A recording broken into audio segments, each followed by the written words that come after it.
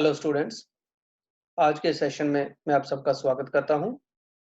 आज का इस सेशन में हम 7th क्लास के ज्योग्राफी का इन्वायरमेंट लेसन कंटिन्यू करेंगे।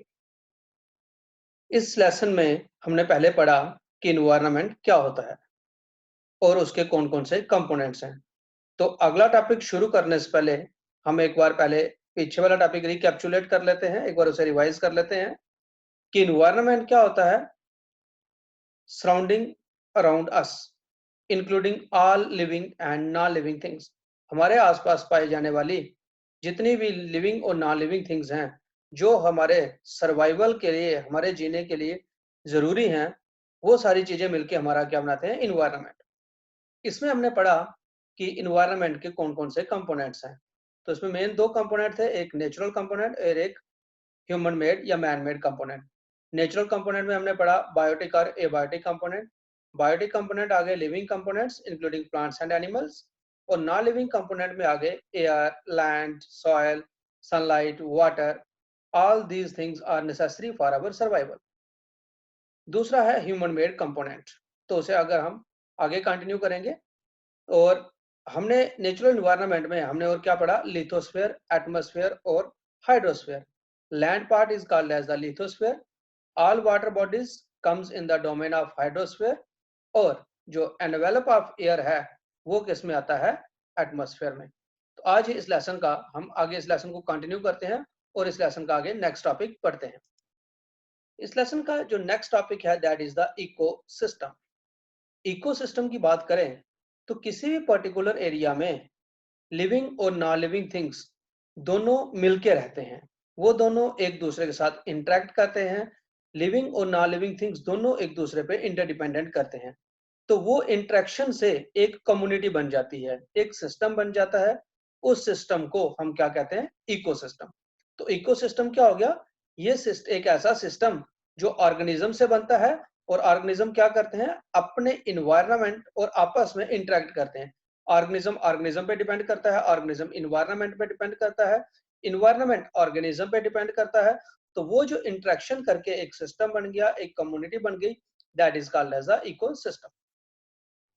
अब इकोसिस्टम एक छोटा सा पॉन्ड भी हो सकता है, और इकोसिस्टम एक लार्ज एरिया जैसे डेजर्ट या ओशंस भी हो सकते हैं।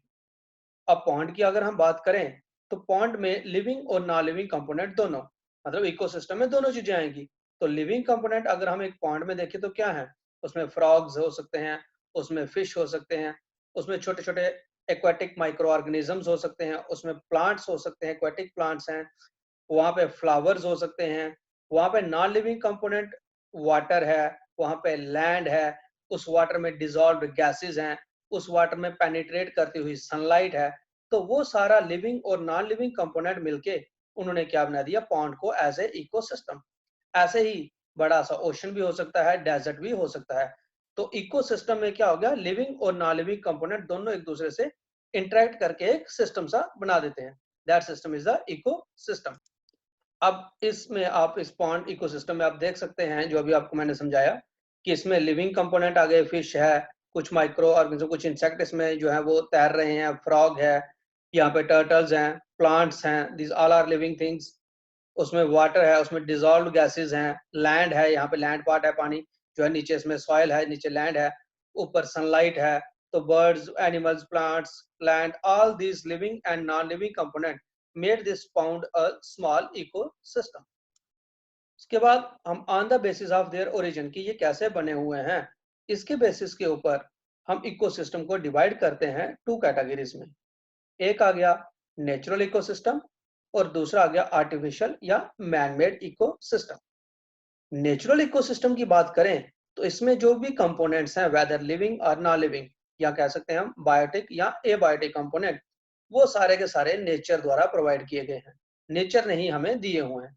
जैसे ग्रासलैंड है, फॉरेस्ट है, डेजर्ट है। हम कोई एक एग्जांपल जैसे डेजर्ट की बात कर लेते हैं। तो डेजर्ट में अगर हम देखें तो वहां पे नॉन लिविंग कंपोनेंट सैंड है, सॉयल है, इसमें सैंड के बीच में मॉइस्चर है, वाटर है, यहाँ पे सनलाइट है, एयर जो गैसेस इसमें ट्रैप्ड हो रखी है, मतलब जो रेत के बीच में एयर है जहाँ कहीं पे भी। इसके अलावा लिविंग कंपोनेंट यहाँ पे डेजर्ट प्लांट्स हैं, रैट्स हैं, स्नेक हैं, तो ये सारे मिलके डेजर्ट को एज ए इकोसिस्टम बनाते हैं। अब जो इकोसिस्टम लैंड पे है, नेचुरल इकोसिस्टम जो लैंड पे है, they are called as a terrestrial ecosystem. तो डेजर्ट अर्थ पे है, इसलिए ये भी क्या हो गया, एक टेरेस्ट्रियल इकोसिस्टम। ऐसे ही जो नेचुरल इकोसिस्टम वाटर में है या वाटर बॉडीज में है, वो आ गए हमारे एक्वेटिक इकोसिस्टम, जैसे ओशन या लेक्स यहाँ पे दी हैं। अब ओशन की बात करें तो बीच में बहुत सारे स्टोन्स हैं, वहां पे मोती होते हैं, पर्ल्स हैं, ओयस्टर्स हैं, फिश है, कोरल्स हैं, माइक्रोस्कोपिक प्लांट्स हैं, बड़े छोटे बड़े बहुत सारे जानवर हैं, डिजॉल्व्ड गैसेस हैं। तो बहुत सारे लिविंग और नॉन लिविंग चीजें मिलके वो ओशन को क्या बना देते हैं, एक इकोसिस्टम। दूसरी कैटेगरी आती है आर्टिफिशियल या मैनमेड, जो इंसान ने खुद बनाया हुआ है। अब आर्टिफिशियल या मैनमेड की यहाँ पे हमने दो एग्जांपल दिख रही हैं, एक आ गया एक्वेरियम, दूसरा आ गया क्रॉपफील्ड। अब जैसे हम एक्वेरियम की बात करते हैं तो एक्वेरियम जो है ग्लास चैम्बर है एक किस्म का, तो ये इंसान ने खुद बनाया है। इस ग्लास चैम्बर में ग्लास नॉन लिविंग मटेरियल आ गया, इसमें उसने इंसान ने क्या रखा हुआ है, बीच में छोटे छोटे पत्थर, वो भी नॉन लिविंग आ गए, वाटर आ गया, नॉन लिविंग आ गया, उसके बीच में जो जानवरों को जीने के लिए गैस चाहिए ऑक्सीजन, वो भी नॉन लिविंग इसमें इनलेट बनाया होता है। इसके अलावा बीच में हमने छोटे छोटे प्लांट्स रखे हुए हैं, कुछ छोटे छोटे माइक्रो ऑर्गेनिज्म इसमें है, या फिश हमने इसमें डाली हुई है एक्वेरियम में। तो वो लिविंग और नॉन लिविंग कंपोनेंट दोनों मिलके इस एक्वेरियम का क्या बना देते हैं, एक इकोसिस्टम। तो since aquarium is made by man, तो it is a artificial ecosystem. तो यहाँ पे हमने देखा कि इकोसिस्टम की on the basis of origin की वो कैसे बने हुए हैं, दो कैटेगरी में डिवाइड हो गए, नेचुरल और आर्टिफिशियल। अब इकोसिस्टम की अगर हम बात करें तो उसकी स्टडी करने को हम क्या कहते हैं, इकोलॉजी। जैसे अगर हम कुछ लिविंग सब्सटेंसेस की स्टडी करते हैं या लिविंग थिंग्स की, तो उसे हम कहते हैं बायोलॉजी। अर्थ की स्टडी करते हैं तो हम उसे कहते हैं ज्योग्राफी। ऐसे ही हर चीज की स्टडी, अपने पुराने समय की स्टडी करते हैं तो उसे कहते हैं हम हिस्ट्री। तो ऐसे ही हम इकोसिस्टम में की स्टडी अगर करते हैं, मतलब इकोसिस्टम की स्टडी क्या है, लिविंग और नॉन लिविंग कंपोनेंट के बीच की इंटरेक्शन की, उनके बीच में क्या रिलेशनशिप है, उस इंटरेक्शन की स्टडी जब हम करते हैं तो उस ब्रांच ऑफ साइंस को हम क्या कहते हैं, इकोलॉजी। तो इकोलॉजी से हमें पता चल जाता है कि लिविंग थिंग्स और उनके इन्वायरमेंट के बीच में क्या रिलेशन है, how to maintain their relation, how to improve their relation, how do they effect each other, कि इन्वायरमेंट कैसे लिविंग ऑर्गेनिज्म को इफेक्ट करता है, लिविंग ऑर्गेनिज्म कैसे अपने इन्वायरमेंट को अफेक्ट करते हैं। तो उस सारे स्टडी करने को, स्टडी से हमें पता चल जाता है कि किस टाइप का ऑर्गेनिज्म किस इन्वायरमेंट में सर्वाइव कर पाएगा, या उसको सर्वाइव करने के लिए क्या क्या कंडीशंस चाहिए। तो वो सारी स्टडी जो है, it comes under a branch of science. उस ब्रांच ऑफ साइंस को हम क्या कहते हैं, इकोलॉजी। तो यहाँ तक हो गया नेचुरल इन्वायरमेंट और उसके कंपोनेंट्स। तो इन कंपोनेंट्स में हमने पढ़ा कि नेचुरल इन्वायरमेंट में क्या है और किस किस से वो बायोटिक और एबायोटिक कंपोनेंट का बना हुआ है, और उसकी स्टडी को हम कैसे उसकी स्टडी करते हैं, और उसकी जो स्टडी हम कर रहे हैं इन्वायरमेंट की, उस साइंस को हम क्या कहते हैं, इकोलॉजी। अब इसके बाद हम पढ़ेंगे ह्यूमन मेड इन्वायरमेंट। अब ह्यूमन इन्वायरमेंट की बात करें तो human environment mean environment created by the human it himself, कि इंसान ने अपना वातावरण खुद बनाया हुआ है।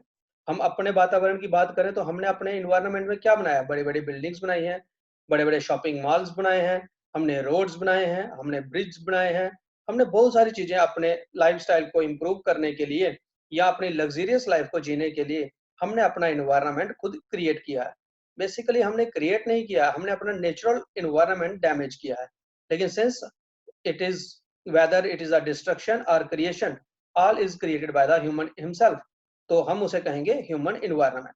अब अर्लियर हम ह्यूमन देखें तो वो बड़ी एक सिंपल लाइफ जीते थे, एक जगह से दूसरी जगह जाते थे, खाने की तलाश में नोमैडिक लाइफ वो जीते थे। धीरे धीरे जब इंसान को लगा कि अब वो एक जगह से दूसरी जगह नहीं जा सकता है, या दूसरा उसने देखा कि अगर मैं एक जगह रहूं तो यहाँ पे भी मैं अपना फूड एक्वायर कर सकता हूँ, मुझे मिल सकता है, तो धीरे धीरे वहां पे ह्यूमन सेटलमेंट्स हो गई। ह्यूमन सेटलमेंट का मेन कारण क्या था, एग्रीकल्चर। मतलब इंसान को जब पता चला कि वो खेती बाड़ी कर सकता है, अपना खाना वहां पे ग्रो कर सकता है, तो उसे एक जगह से दूसरी जगह जाने की जरूरत नहीं है। तो उसने वहां पे सेटलमेंट्स बना ली, उसने एग्रीकल्चर करना शुरू कर दिया। इसके बाद with the invention of wheel transportation शुरू हो गई। उसमें उसने क्या किया कि मैन और मटेरियल एक जगह से दूसरी जगह आसानी से ट्रांसपोर्ट होना शुरू हो गए। तो उससे उसको क्या हो गया, फायदा हो गया कि जो वो कह सकते हैं कि बर्डन, जो बोझ वो अपने कंधे पे उठा के जा सकता था, अब वो टायरों के ऊपर लेके जाता, मतलब उसने गाड़ियां बनाना शुरू कर दी, पुल्लक कार्ट बनाए, धीरे धीरे फिर वो इम्प्रूव होते गए ह्यूमन इन्वायरमेंट अगेन, धीरे धीरे वहां पे बसेस बनी, कार बनी, ट्रेन बने, अब जो है फास्टेस्ट मीन एरोप्लेन्स बने। फिर इसके साथ साथ इंडस्ट्रियल रेवोल्यूशन, इंसान ने ज्यादा से ज्यादा इंडस्ट्रीज लगाना शुरू कर दी, ज्यादा से ज्यादा फैक्ट्रीज लगाना शुरू कर दी। इससे क्या गया कि उसने अपना काम जो था और हल्का करता गया, मतलब उसने मशीन्स, हम कह सकते हैं कि वो इंसान जो था वो टोटली मशीन्स के ऊपर डिपेंड होना शुरू हो गया। लेकिन इस सब चीजों से, इंडस्ट्री से, फैक्ट्री से हमारा नेचुरल एनवायरनमेंट जो है वो बहुत ज्यादा डैमेज हो गया। आज हम देखें तो हमने फॉरेस्ट कवर खत्म कर दिए हुए हैं, either they have been converted into agricultural land or the land has been used for the purpose of industries or factories। वहां पे हमने फैक्ट्रीज या इंडस्ट्रीज एस्टेब्लिश की हैं, हमने ज्यादा से ज्यादा शहर बसाए हैं, तो इसलिए हम अपने नेचुरल इन्वायरमेंट को खत्म कर रहे हैं, तबाह कर रहे हैं, डिस्ट्रॉय कर रहे हैं। तो उससे क्या होगा कि आज हमें बहुत सारी प्रॉब्लम्स को फेस करना पड़ रहा है, जैसे pollution, untimely rainfall, floods, smog, ये सारी चीजें जो है हमारे एनवायरनमेंट को डैमेज कर रही हैं और अल्टीमेटली हमारी भी सेहत जो है वो दिन प्रतिदिन खराब होती जा रही है। और अगर हम ऐसे ही अपने एनवायरनमेंट को डैमेज करते रहे तो आने वाली जनरेशन्स को ना तो प्योर एयर मिलेगी सांस लेने के लिए, ना ही प्योर वाटर मिलेगा पीने के लिए, क्योंकि हम अपने नेचुरल एनवायरनमेंट को, air, water, land, these all are the natural components, और हम धीरे धीरे इन्हें डैमेज कर रहे हैं। इसलिए जो नीड ऑफ द आवर क्या है कि नेचर और ह्यूमन एनवायरनमेंट में और नेचुरल एनवायरनमेंट में एक परफेक्ट बैलेंस बनाए रखें ताकि हम एक सस्टेनेबल डेवलपमेंट कर सकें। सो this is all about human environment. तो यहाँ तक जो है वो हमने पढ़ लिया नेचुरल एनवायरनमेंट और ह्यूमन एनवायरनमेंट। तो ये इस लेसन का सारा टॉपिक थे। आई होप कि आप सबको समझ में आ गए होंगे। अब इस लेसन में जो है वो इसके रह गए अब क्वेश्चंस आंसर, तो वो भी मैंने यहाँ पे दिए हुए हैं, आप धीरे हम उनको भी स्टडी कर लेते हैं और आपने उनको नोट डाउन भी करना है और लर्न भी करना है। अब हम क्वेश्चंस देखें यहाँ पे, तो very first question is what is an ecosystem. तो अभी आपको मैंने बताया कि इकोसिस्टम क्या है, एक कम्युनिटी बन जाती है, एक सिस्टम बन जाता है जिसमें लिविंग और नॉन लिविंग कंपोनेंट दोनों रहते हैं, दोनों एक दूसरे के साथ इंटरेक्ट करते हैं, मींस इंटरडिपेंडेंट है, वो मिलकर एक सिस्टम बना लेते हैं, लिविंग नॉन लिविंग कंपोनेंट, तो वो सिस्टम बन जाता है हमारा eco system.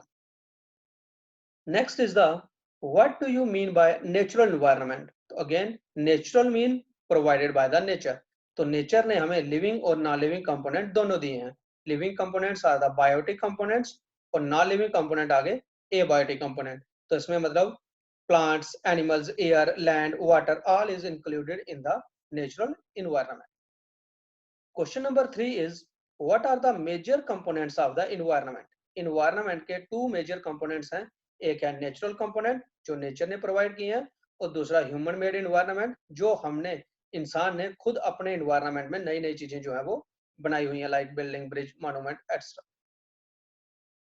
Question number 4 is give 4 examples of human made environment, कि ह्यूमन ने अपने एनवायरनमेंट में क्या क्या बनाया है, या हम कह सकते हैं कि ह्यूमन ने अपना एनवायरनमेंट कैसे बनाया है। तो अपने एनवायरनमेंट में जो उसने चीजें बनाई हुई हैं उसकी कोई भी 4 एग्जांपल्स, जरूरी नहीं है आप यही करो, वट एवर यू ऑब्जर्व, कि आपको जो भी लगता है इंसान की बनाई हुई चीजें हैं तो वो सारी चीजें आप इसमें इंक्लूड कर सकते हैं, जैसे बिल्डिंग्स, रोड्स, ब्रिज, डैम, तो बहुत सारी चीजें हैं जो इंसान ने बनाई हुई है। Next is what is lithosphere. तो लिथोस्फीयर क्या है, लैंड पार्ट, जो अर्थ की जो ऊपर टॉप मोस्ट लेयर है दैट इज द क्रस्ट, वो से हम क्या कहते हैं, लिथोस्फीयर। तो इसमें रॉक्स हैं, इसमें मिनरल्स हैं जो अर्थ क्रस्ट में पाए जाते हैं, which are covered by thin layer of earth. जितनी भी ह्यूमन सेटलमेंट है वो सारी क्रस्ट पे होती है, यानी लिथोस्फीयर पे होती है। प्लांट्स लिथोस्फीयर में ही ग्रो करते हैं, एनिमल्स जो है वो यहीं पे रहते हैं। Question number 6 is which are the two major component of biotic environment। again biotic mean living, तो living component क्या है environment में, plants and animals। next is the what is biosphere। bio mean living, sphere mean एक organization। तो living की अगर हम बात करें तो living चाहे वो plant है या animal है, उनको survive करने के लिए land चाहिए, एयर चाहिए और वाटर चाहिए, मीन लिथोस्फीयर, हाइड्रोस्फीयर और एटमॉस्फेयर। ये तीनों मिलके जिसकी वजह से लाइफ पॉसिबल है, वो मिलके तीनों, और ये मिलके क्या बनाते हैं, एक biggest level of organization that is called as a biosphere. तो मतलब बायोस्फीयर क्या हो गया, जहां पे लैंड, वाटर और एयर तीनों इंटरेक्ट करते हैं, तीनों एक दूसरे के साथ मिलते हैं। किस लिए? ताकि लाइफ जो है वो पॉसिबल हो सके, लाइफ को बचाने के लिए, लाइफ को चलाने के लिए ये तीनों चीजें मिलकर क्या बनाती हैं? Biosphere. No here some match the column is है। तो इसमें हमें कॉलम को मैच करना है। हमारे पास दो कॉलम है, एक है ए और एक बी। ए कॉलम में हमें दिया हुआ है biosphere, number 2 atmosphere, number 3 hydrosphere and number 4 environment. और बी कॉलम में हमें दिया हुआ blanket of air which surrounds the earth, number 2 domain of water, number 3 gravitational force of the earth, number 4 our surroundings, number 5 narrow zone where land, water and air interact, and last one relation between the organisms and their surroundings। तो ए column में हमें 4 option दिए हुए हैं और B में 6। तो हमने ए कॉलम को मैच करना है कि किससे वो मैच करता है। तो बायोस्फीयर क्या है? जहां पे वाटर, लैंड और एयर ये तीनों मिलते हों, और किस लिए? ताकि ऑर्गेनिज्म जो है वो सरवाइव कर सकें। तो it is a narrow zone where water, air and land interact. Atmosphere, तो एटमॉस्फेयर हमने पहले भी पढ़ा, it is the blanket of air that surrounds the earth. तो इसके साथ कौन सा आ गया? ए। Number 3 is the hydrosphere. Hydrosphere mean water bodies. तो जितनी भी वाटर बॉडीज अर्थ पे हैं they all come under the hydrosphere. तो इसके साथ कौन सा आ गया? B part, that is the domain of water. Number 4 is the environment. तो इन्वायरमेंट में क्या आता है? हमारी surrounding which include all living and non living. तो यहाँ पे इसके साथ कौन सा आ गया? D part, that is our surroundings. फिर यहाँ पे नेक्स्ट क्वेश्चन है गिव रीजंस। आपको रीजंस देने हैं कि जो दो आपको पार्ट दिए हैं ऐसा क्यों है। फर्स्ट है मैन मॉडिफाइज हिज इन्वायरमेंट, कि इंसान अपना इन्वायरमेंट मॉडिफाई करता है। अब कोई भी जगह हम चले जाएं, जब हम किसी जगह रहते हैं तो हमें अगर वहां पे हमें लगता है कि हम सरवाइव नहीं कर पाएंगे, तो हम क्या करते हैं? या तो उस चीज को बदलने की कोशिश करते हैं या अपने आप को बदलने की कोशिश करते हैं। तो वो बदलना, वो क्या हो गया? एडेप्टेशन। तो आदमी जो क्या करता है, उस इन्वायरमेंट में फिट होने के लिए वो अपने आप को तो बदलना नहीं चाहता है, वो अपने इन्वायरमेंट को बदलना शुरू कर देता है। जैसे अगर हम जंगल में रहें तो हम जंगली तो नहीं बनेंगे। हम क्या करते हैं? हमारी क्या कोशिश है कि हम उस जंगल में घर बनाना शुरू कर देते हैं, वहां पे पेड़ पौधे काटेंगे, खेती बाड़ी शुरू कर दिए। तो हमने उसमें अडॉप्ट करने के लिए, उस जंगल में अडॉप्ट होने के लिए, अपने आप को एडजस्ट करने के लिए हमने अपने इन्वायरमेंट को चेंज किया। दूसरी बात, क्या इन्वायरमेंट को हम चेंज किया क्यों उसने? दूसरा चीज क्या है कि अपनी नीड्स को फुलफिल करने के लिए, अपनी जरूरतें पूरी करने के लिए, और ताकि हमारी लाइफ जो है वो थोड़ी सी कंफर्टेबल हो सके। Second is plants and animals depend on each other, कि प्लांट और एनिमल दोनों एक दूसरे पे डिपेंड करते हैं। नो डाउट एनिमल्स जो हैं, अगर हम देखें तो हर्बीवोरस एनिमल्स प्लांट्स को खाते हैं। Directly plant eating animals are called as the herbivores. अब जैसे हम डियर की एग्जांपल लेते हैं, डियर प्लांट खाता है, but lion is a carnivorous flesh eating animals. अब हम कहें कि लायन तो प्लांट नहीं खाता है, तो इसका मतलब लायन प्लांट पे डिपेंड नहीं करता है, but it is not so, ऐसा नहीं है। लायन जो है वो किसको खाएगा? डियर को। और डियर किसे खाता है? प्लांट को। तो अल्टीमेटली लायन जो है डायरेक्टली या इनडायरेक्टली डिपेंड किस पे कर रहा है? प्लांट पे। तो एवरी ऑर्गेनिज्म डायरेक्टली और indirectly depend upon the plants. अब रही बात प्लांट्स की, तो प्लांट्स जो हैं वो भी अपना खाना बनाने के लिए, उनको फोटोसिंथेसिस करने के लिए क्या चाहिए? Carbon dioxide.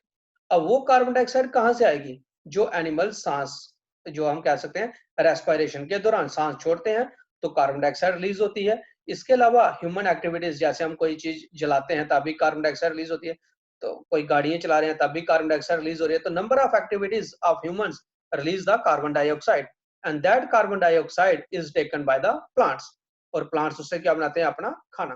तो इस तरह से प्लांट्स और एनिमल्स दोनों क्या कर रहे हैं? एक दूसरे पे डिपेंड कर रहे हैं। So this is all about the first lesson, that is the our environment. I hope कि आप सबको ये लेसन अच्छे से समझ में आ गया होगा। इनकेस आपको कोई भी प्रॉब्लम रहती है तो आप जो नंबर यहाँ पे दिया हुआ है, आप मुझे बेझिझक कॉल कर सकते हैं, मुझे मैसेज कर सकते हैं। और साथ ही साथ जो सबसे मेन बात है कि आपने जो भी लेसन आपको मैंने पढ़ाया, इसे आपने नोटबुक पे नोट करना ही करना है, और साथ में उसे घर पे बैठ के लर्न करना है, उसे रिवाइज करना है, ताकि हमें जब भी ये लॉकडाउन के बाद हमारे क्लासेस लगती हैं, तो ताकि हमें ज़्यादा उसमें समझने में मुश्किल ना आए। तो यह लेसन आज यहाँ पे कंप्लीट होता है। तो इसके बाद हम नए सेशन में नए लेसन के साथ मिलेंगे। Till then, thank you and have a nice day.